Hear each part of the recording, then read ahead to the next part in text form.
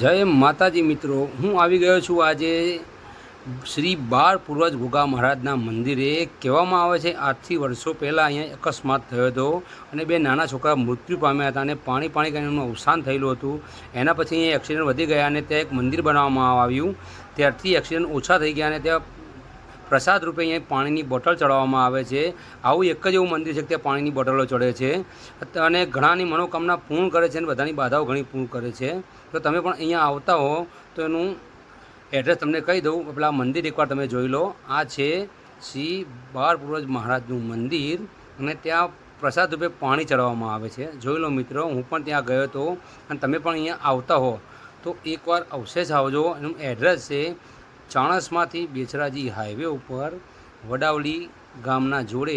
અહીંયા બાર પૂર્વજ ગોગા મહારાજનું મંદિર છે.